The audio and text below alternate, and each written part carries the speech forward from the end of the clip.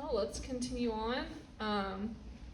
Just to reiterate about menopause, estrogen's treatment can help relieve the symptoms, right? Because the symptoms are happening as a result of low estrogen because the ovary is not able to produce estrogen anymore. However, it does come with the risk of at risk for cancer, because the longer your body's exposed to estrogen, the more likely you have a risk for cancer. And we'll talk about that a little bit more in a subsequent slide, but those who had a very early period, for example, like some women have even started menstruating when they were as young as like 7. They have a higher risk for cancer because of being exposed to estrogen for longer years. And those who go into menopause later have had more years of estrogen exposure, if that makes sense. So longer term exposure to estrogen always carries a risk of cancer. Speaking of cancer, let's talk about cervical cancer. Symptoms for this is a watery or bloody or purulent or foul-smelling vaginal discharge, bleeding between periods, so you'll have spotting when it's not time to have your period, maybe some bleeding during sexual intercourse, or even bleeding after menopause. So anytime that anyone's gone into menopause and hasn't bled for a year, and then all of a sudden they start bleeding again, that's generally a bad sign. That's usually something's wrong. Etiology of this is being exposed to some form of the carcinogenic forms of HPV that we talked about a little bit before, right? So HPV and cervical cancer are kind of go hand in hand. Not all forms of HPV cause cancer. There are just some strands, some viral strands that tend to be carcinogenic. So some strands are more aggressive and some aren't as aggressive. Risk factors, early sexual activity and having multiple partners, it puts you at higher risk for being exposed to HPV and therefore having cervical cancer. Diagnosis, these are what they test for in a pap smear. So when you go and get your pap smear every few years, this is what they're testing for. They do a swab with the colposcopy, right? The colposcopy, again, is using the speculum to look, and they will try to detect any changes on the cervix that are as a result of the HPV infection. So treatment-wise, they have a preventative vaccine. They have the HPV vaccine, which is called Gardasil. They generally offer it to women starting around age 12. And then doing routine pap smears helps to prevent as well, to catch it in the early stages so it's easily treated. If there are early stages of cervical cancer, they will have a repeat at 6 and 12 months to see if it's slow growing or if it's fast growing. So that's what a cytology is. They look at those cells. So studying the cells under a microscope is cytology at 6 and 12 months. If it is a high grade, when they first find it, they will do an excision. So they'll cut that piece out of the cancer. They'll do laser therapy or cryoablation, which is the freezing. If it is bad enough, they may do a radical hysterectomy to prevent it from being invasive. Obviously, catching it earlier is obviously better so that you don't have to have a total hysterectomy because of cervical cancer. If the cancer has invaded the pelvis at large, they might do radiation. Here's just a picture of what the pap smears look like with the colposcopy using that speculum there so they can visualize the cervix. This is what they're looking at. The cervix is the bottom part of that uterus at the end of the canal. And this is what it looks like when they look through the speculum. So obviously this cervix is not normal. There's something going on there. You can see the kind of the phlegmy discharge on the right and the red kind of patchy cells there. So this would be something that's abnormal. Okay, so now we're in pregnancy conditions, okay? Hyperemesis gravidarum, this is basically morning sickness but on steroids, okay? So morning sickness to the point where like you're vomiting so much you can't stop and you're at risk for having serious complications. So not everyone, but most pregnant women experience some levels of morning sickness, but it's usually not so severe that they need to be hospitalized. Okay, so hyperemesis means a lot of emesis, so a lot of throwing up. And gravidarum just refers to pregnancy. Whenever someone says gravid, that is referring to being pregnant. So this is nausea and vomiting that does not respond to taking over-the-counter meds. So people take various things like antiemetics to feel better, but this is not responding to anything. So this requires prescription drugs and hospitalization because dehydration is a severe complication. It also is defined by a loss of 10% or more of body weight just from not being able to keep any food down, and excessive vomiting. So what's happening here is that when you're pregnant, your estrogen levels and HCG levels start elevating. HCG stands for human chorionic gonadotropin, and this is the hormone that they test for when you do like a pregnancy test when you pee on the stick, right? So the HCG hormone is released into the urine and they can detect it, right? So if that hormone is present, it's positive for pregnancy. The reason for that is because you have to have a placenta in order to secrete HCG. So the placenta is actually what's secreting that hormone. So if you have that hormone, that means that there's a placenta, which means obviously that you're pregnant, right? If there is no placenta, there is no HCG. Diagnostics, in a urinalysis, it will just be very abnormal because of the dehydration. You're basically putting yourself into like a starvation mode. So there will be ketones in the urine. So that's ketonuria. The osmolality will be abnormal, which is the ability of the kidneys to concentrate the urine just because you're so dehydrated. Electrolyte imbalances, so potassium and sodium and all those things will be very, very low just because of vomiting up everything. And then again, just the presence of a pregnant woman with extreme nausea, vomiting, dehydration, and weight loss is hyperemesis gravidarum. These patients need to be hospitalized, put on IV fluids because they're not able to keep anything down orally. Having electrolytes corrected, so maybe getting infusions of potassium or infusions of sodium, and then antiemetics, prescription strength to keep them from vomiting. Ectopic pregnancy. An ectopic pregnancy is basically any time that the fertilized egg implants anywhere except for where it's supposed to, in the uterus.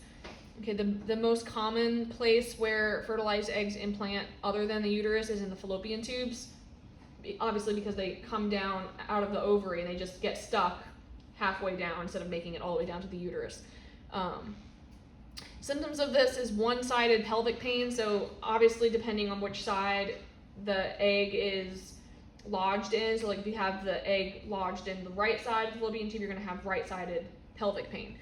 Some cramping, maybe some bleeding, depending on whether or not the fallopian tube has been ruptured, right? So as the baby is growing, obviously the fallopian tube is not supposed to house a growing fetus, so it can grow to the point where it ruptures the fallopian tube and starts having internal bleeding, which can then be life-threatening to the baby and the mom. So that's why it says, depending on the internal bleeding, the patient may go into hypovolemic shock from having ruptured the inside of that fallopian tube inside. Some risk factors for developing an ectopic pregnancy are the use of an IUD. IUDs are associated with causing ectopic pregnancies and having various other pelvic infections, just because things are just inflamed and things aren't functioning properly. Diagnostics, they will see that there's a high level of HCG, but there will be an empty uterus on the ultrasound, right? So obviously there's a pregnancy, but they can't see it when they do an ultrasound because they're looking obviously in the uterus, but there's no baby there, right? So that's their first sign that, okay, the egg has been implanted somewhere else. Does that make sense? Treatment-wise, depending on which stage it's at, so if it's an early stage and the fallopian tube is not ruptured, they use methotrexate. Methotrexate is a drug that causes the placenta to die.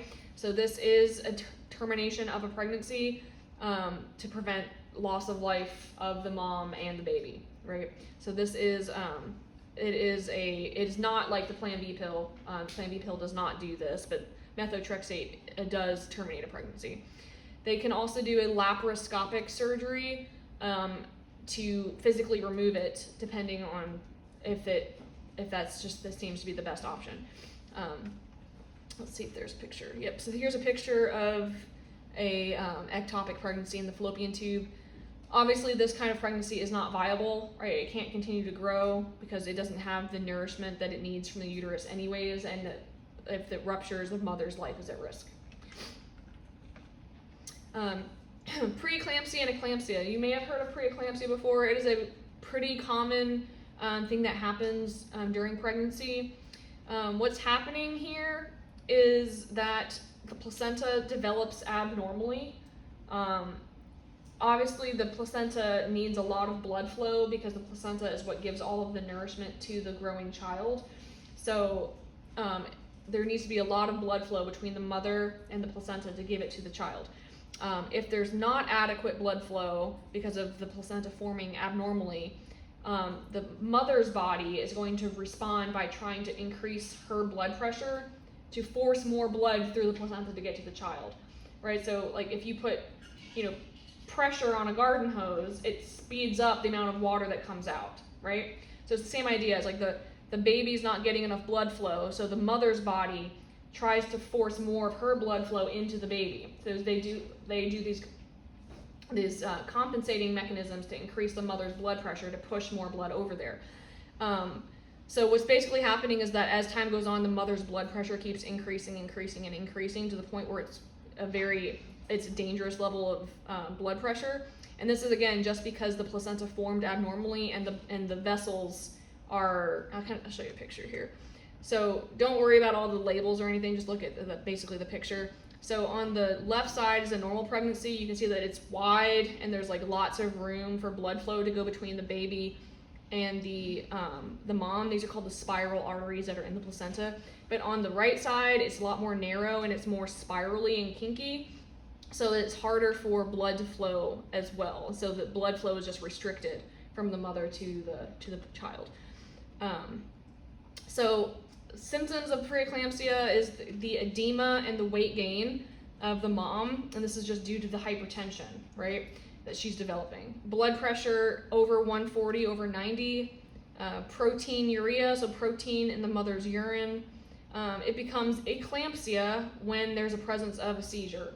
So if the mom starts having neurologic episodes and seizure activity, it's no longer preeclampsia, but now it's eclampsia.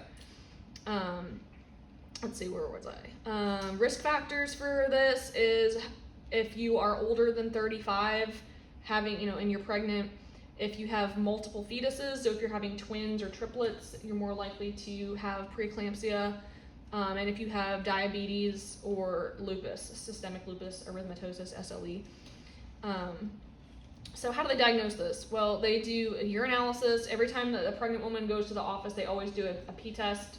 Right, what they're looking for is protein in the urine, which would be a first sign that this is developing. Looking at the woman's blood pressure, checking any neurological symptoms.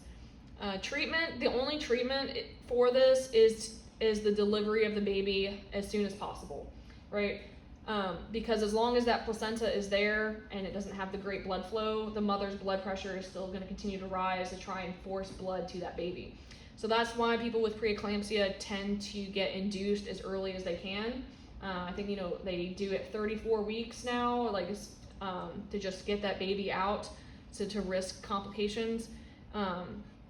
If it is too early, they're not close enough to 34 weeks, they're only, at 20 weeks, obviously they're not going to induce that early because the baby won't be able to survive as well. They're just going to do bed rest, trying to keep their blood pressure as low as possible, and monitoring to make sure that it doesn't have the blood pressure doesn't go out of control. Anytime your blood pressure is really, really high, what are you at risk for neurologically? Stroke, right?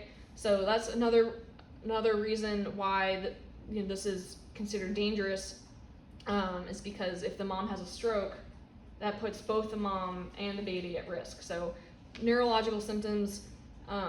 Anytime there's any neurological symptoms at all, they don't know, they're going to check for stroke in addition to seizure, because with the hypertension, they don't know if the neurologic symptoms that she's showing is due to seizure activity or from a stroke. Does that make sense? Okay. All right. Abruptio placentae which is what the book calls it. I mean, the normal term is just the placental abruption. You may have heard of that before. This is just where the placenta is dislodging prematurely.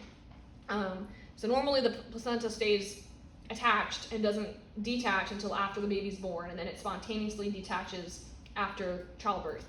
But with abruptio placentae, or placental abruption, the placenta starts detaching off the uterus while the baby's still in there, which is bad, because if the placenta starts detaching from the uterus, it cuts off the blood supply. So now no more blood is getting to the baby, which means it can't get oxygen, it can't get any nourishment, so the baby can die.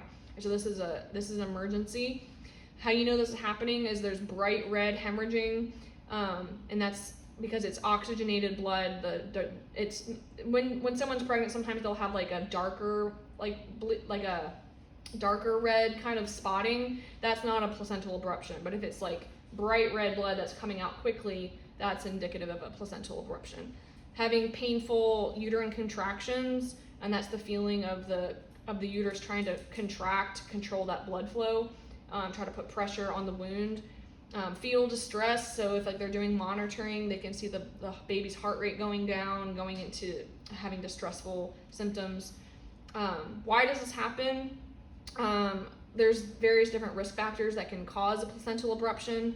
Hypertension and preeclampsia is one risk factor, right? Just because the pressure is so high, it can put too much pressure on that placenta to make it come off. Trauma is a big one. So like car accidents, you get hit really hard in the stomach, or maybe you get kicked really hard, or some kind of trauma happening to the pregnant woman's abdomen that causes the placenta to get damaged. Maybe an infection, illicit drug use, so like cocaine is an example of what can cause placental abruption. And then multiple multiple fetuses in the one pregnancy. If like you have twins or triplets, you're more likely for this to happen. So treatment-wise, there has to be possibly an immediate surgical delivery, right? Because if you don't do anything, the baby is just going to die in there from not having any blood flow. So this could be more problematic, obviously, if it happens earlier on in the pregnancy, because the baby isn't going to be viable. So I forget because it keeps changing with our advances in technology, but I forget what week of viability is now. I think it might be 30 weeks or something like that, where the baby has a chance of surviving. So it's better for a placental abruption to happen later on than it is for it to happen earlier, right? Because you have to do an immediate surgical delivery.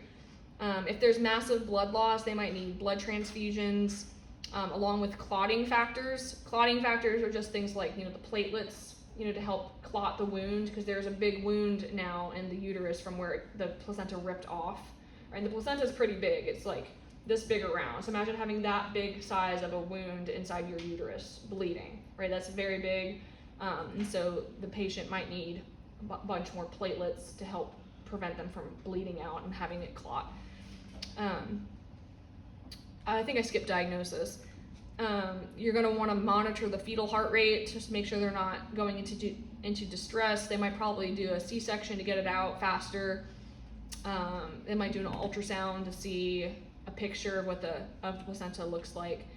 The placenta may not be partial. There's just different degrees, right? So the placenta could be partially tearing off or can be completely torn off.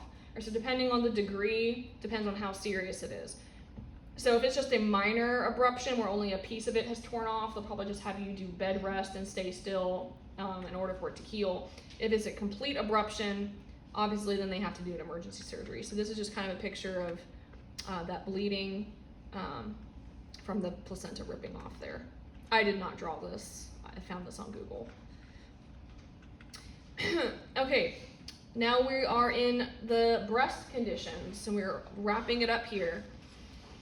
Fibrocystic breast. So this is just growth of cysts within the breast tissue. So this is not cancerous. This is just they're more painful and obnoxious than anything. They're very common.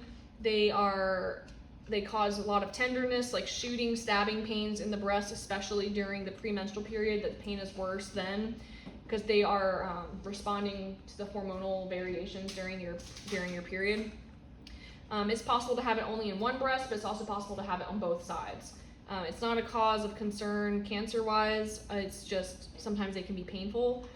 But you do want to obviously get tested to make sure that those lumps aren't cancerous. Because anytime there's a lump in the breast, you want to make sure it's not breast cancer. So diagnostics, they might do a mammography, which is where they do the mammograms to see if it's cancer or not. Ultrasound, same thing to kind of look at it. Treatment, the goal here is just to relieve the pain. So anti-inflammatories, sometimes oral contraceptives, not for obviously preventing birth preventing pregnancy in this case, but it prevents the hormones from going wonky to keep the cysts from having the pain. They can also, depending on how big it is, they can insert a needle and drain the cysts with fluid aspiration to prevent the pain there as well. But they're very common. They're one of the most common breast disorders, and this is kind of what they look like, just cysts growing in response to hormonal fluctuations. So they tend to come and go, like they'll spike right before your period and the pain will kind of go away. They'll just kind of come and go like that. All right, so then we've got mastitis. Mastitis is a infection, so caused either by strep or staph. What happens is that the bacteria enter into the milk ducts. Okay, so the inflammation is occurring in the milk ducts themselves, which cause the milk ducts to get clogged, and the backup of the milk is very painful. So this happens in breastfeeding women. Okay, people that aren't breastfeeding don't get mastitis. What happens is you have a lot of pain, redness, the breast feels very warm, it feels hard, kind of tough. You may even have swollen lymph nodes in the armpit, which is the axilla. Maybe some nipple discharge as well, just feeling sick, kind of fever and malaise from the infection. Diagnostic is just based off of assessment. It's very easy to diagnose. This is what it looks like. It's just very inflamed, very red. From that bacteria getting into the milk ducts through the nipple. So this happens a lot of time from like the baby's mouth. Maybe it got something in its mouth, some bacteria, and obviously the mouth is latching onto the nipple and the bacteria travels from the mouth up into the milk ducts, if that makes sense. The thing with this is to just treat it with antibiotics, apply some heat to it to help increase the circulation. But it's a pretty common thing that happens. Yeah, very, very uncomfortable.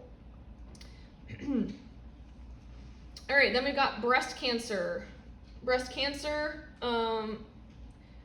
obviously there'll be some sort of swelling or lump or tenderness in the breast itself. Another symptom is called peau d'orange.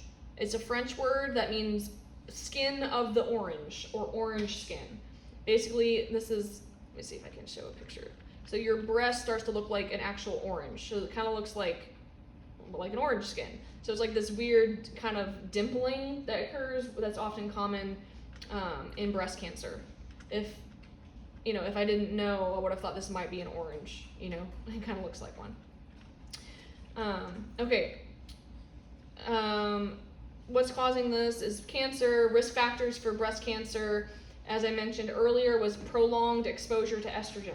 So the longer you're exposed to estrogen, the more likely your risk for cancer. So that means being very young at your first period, or being old at your age of menopause, or being exposed long-term hormonal replacement, or being on long-term hormonal contraceptives, right? So like birth control pills or any hormonal contraceptive that uses estrogen is adding to your life supply of estrogen exposure. So that's why they have other options as well that aren't hormonal, other types of contraceptives that don't increase your risk for breast cancer. Diagnostics is done through physical exam and mammography. They typically start doing mammograms for women yearly. I think when they hit a certain age, I don't remember, I think it's around 40. They'll do biopsies of any suspicious lumps to see if it's cancerous or if it's just a fibrous cyst maybe. Treatment-wise, removing the tumor along with any nearby lymph nodes, just so that it hasn't spread into the lymphatic system. Mastectomy is what they call the removal of the breast. They can do a one-sided mastectomy, or they can do both-sided mastectomy. And then radiation and chemo. Radiation, chemo, and tumor removal are kind of basically the same treatments for all cancers, right? All right, and then this is just kind of a little bit more in depth on some of that treatment for the cancer. Radical mastectomy versus total mastectomy. Removing the breast and the axillary lymph nodes. May do breast reconstruction. Partial mastectomy, which is they just remove part of the breast with the tumor. There are a lot of women who obviously don't want to jump straight to a radical mastectomy because they don't want to lose their breasts, so they try to do a conservative approach, like they try doing maybe just removing just the tumor at first, because obviously it's a sensitive thing to have removed. Yeah, and I think that is the end of it. Yay, we finished our last lecture for the semester. Any questions over anything in reproductive? I have a question. So if someone has like a monorrhea for like a year and they're still young, If they have a what for a year? a monorrhea, like they don't have a period for like a year, but they're like young, is that considered to be like menopausal?